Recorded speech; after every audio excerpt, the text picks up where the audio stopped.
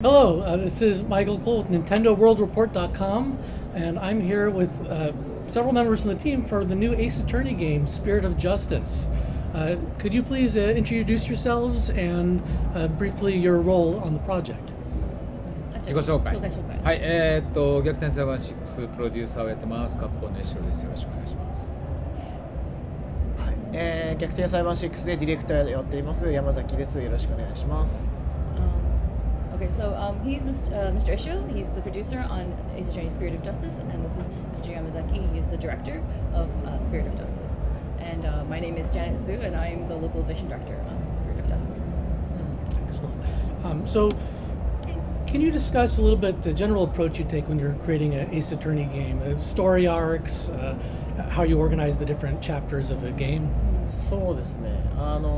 最初に So the basic concept of the story of the game, as you know, is of Ace Attorney is interesting turnabouts, right? So before we get to the turnabouts, first we decide on how many episodes do we want in this game. So we'll decide the number of episodes, and then we'll decide the content of each episode, right? So we'll kind of decide for this episode we want it to be about XYZ. With each episode, we have to decide, is this interesting as a concept? You know, would this make it for an interesting mystery? Is this going to actually be engaging enough for the player? Once we decide on a concept that we think is interesting enough, then we'll start to outline, flesh out the story, and then, of course, because it's got to have a lot of turnabouts, then we decide how we're going to implement different tricks and how we're going to keep changing the situation up on the player, and then that's sort of the backbone that we use to build the scenario. In Dual Destinies, you introduced the mechanism of kind of rotating heroes. I'm curious, what opportunities did that structure provide you as a development team when you're writing the stories or shaking things up? もともと5自体は So you mentioned Dual Destinies, right? And then in Dual Destinies, there were 3 playable characters, but we consider the main character or the protagonist to still be Phoenix in that game. Obviously, Apollo and Athena had big roles in that game as well, but the main player that we were focused on was Phoenix, right? That's a little bit different, but in terms of what you were asking about what we could do because we had these different playable characters, one of the interesting things was because they're different personalities, right, and there are different points in their professional career. Like, for example, Phoenix, he's really mature, he's this mentor now, he's basically like a super lawyer, right? So we were able to give him a much more difficult task, right? So he can go to this foreign country and try to do different things in this foreign country, whereas Apollo is still kind of in his starting out phase, right? He's not completely a new guy, but he's not really that super level as Phoenix.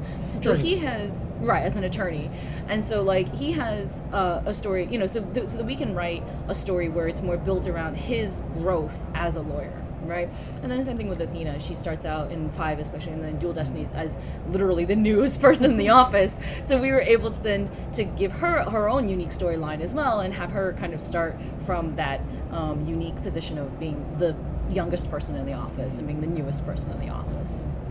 This new game introduces the seance mechanic. How do you feel it's similar or different to what are other riffs on the cross-examination process from other games? 今回はSo in terms of how different it is, it's completely different from cross-examinations that we've had before. Like even before, it was there was somebody's testimony and then you have to find that contradiction with a piece of evidence, right? This time, the basis of the divination seance is that the royal priestess, Reifa, she calls the spirit of the dead to her, and then she's able to kind of show what that person experienced, right? Mm-hmm. So it's a vision of what that person experienced in the last moments of their life. So in the game, we represent that with footage, right? So you've got this sort of this footage that plays over time of what the victim experienced. And Reifa, what she'll do is she'll take that vision and then she'll interpret it. And so in her interpretations, which we call insights, there's the possibility of mistakes or inconsistencies or things like that, right? So one of the interesting things is like, obviously, because the person's dead, you can't press them, right? Because like in regular cross-examinations, you can press the witness and be like, can you give me more information? This time it's up to you to really take a good look at the vision and see, you know, what the victim experienced. So it's not just the sight, it's also sounds, it's smells, it's touch, you know, all 5 sensations. And, you know, really pay attention, hone in on it. You know, if you see like letters getting bigger or smaller, maybe that means something, you know, like if you see like where it's positioned, that might mean something, you know. So it's up to you as a player to kind of figure out what the vision is actually trying to tell you, and then compare that with what Rafa interprets it to mean. And if you see a contradiction there, then you can point it out and say, wait a minute, I think Rafa, you're a little bit off. This is actually what really happened. I played the demo, and one thing that struck me is that you kind of have to align 2 different things and sort of line things up and say, well, does this make sense with that? Or it makes you think a little bit differently than before. でなので映像自体をストップ Yeah, so like as you said, you know, it takes a lot of like different types of thinking, but because also we have so much going on, you know, you have the video playing, and then you've got the different insights, you know. We've designed it so that the user interface is really easy to use, and it's very like what is it? It's forgiving for like what you need it to do. So for example, if you need to pause the video because you're like, this is way too much going on, you can pause the video. That's okay, you know, and then you can take your time and look through the insights. Or you can even jump to different parts of the video, because we have like 5 different panels. So we split up the videos into parts, and you can jump to each individual part whenever you'd like. So it hopefully causes less stress for the player in that you can really jump to any location or stop the video or start it whenever you like. The demo focused on, of course, the courtroom. But I wanted to ask a little bit about the exploration part of the game. In Dual Destinies, I felt the focus was more on the story. There was a little less exploration, and it's both good because you're not going to get lost, but it's also, it felt like there was a little bit, it was just a different focus than previous Ace Attorney games. What is your philosophy on the right amount of exploration in Ace Attorney game? まあ5の時はいわゆる 3D So for Dual Destinies, we had thought about kind of streamlining it in the sense that, you know, we understood that a lot of people like the court sections, right? You know, and so we were thinking, okay, you know, let's have the 3D examination areas where, you know, you investigate the crime scene and pick up the evidence and clues and stuff that you need. But, you know, let's kind of move it along so we can get to the real meat of the game, right? But after we released Dual Destinies, we actually got a lot of feedback from a lot of fans saying, you know, we miss the investigations. We miss getting to examine all the little things, you know, reading all the character banter and stuff. And so, you know, with this game, we went back and we really rethought about it, and we decided, you know, we would implement all of these little places where you can examine again, you know. So in this game, it's like, you know, all the previous games where you can really just go through and click through all these different things and get all the amusing little dialogues from every one. So the demo you played today, unfortunately, is only the court, so you can't see it for yourself. But yeah, like when you play the main game, like after the first episode, so like second episode onward, you'll definitely be able to see like all these different locations, and you can examine them all and get those little bits. One of my favorite things about Ace Attorney is when you're exploring, even during the courtroom scenes, presenting evidence or pictures that aren't really relevant, but they're funny responses. When in the development do you introduce those pieces, and is it a kind of a collaborative effort amongst the team? まあ最初にはメインの流れを考えて Basically what we do is obviously we write the main bulk of the story, right? So for each episode we kind of write the skeleton, and then we write the bulk around it, how the trick works, everything like that. And then we start focusing on the subtext that we call it. So there the messages, like you said, you know, when you fail or when you present something that seems kind of irrelevant, you know, things like that. So that's when those get written. And usually, you know, as in the team, in the dev team, one of the rules they have for when they write Ace Attorney games is that if you're going to write subtext, it either has to be something that gives new information to the player, or it has to be something really, really funny and interesting. Like, it should never be something where the player feels like, I just wasted my time reading this text. You know what I mean? Like, it has to be something where the player's getting something from it. And so, with that in mind, you know, we always kind of go back and we try to write really like funny or interesting pieces of sub-dialogue. And just additionally, I guess one of the big things with Ace Attorney is obviously the characters, right? You know, each character has very unique and very outrageous personalities, and so one of the important things is to really have a firm grip on the character, on their personality, on how they would react to things, and what kind of what kind of words they would use and things like that, right?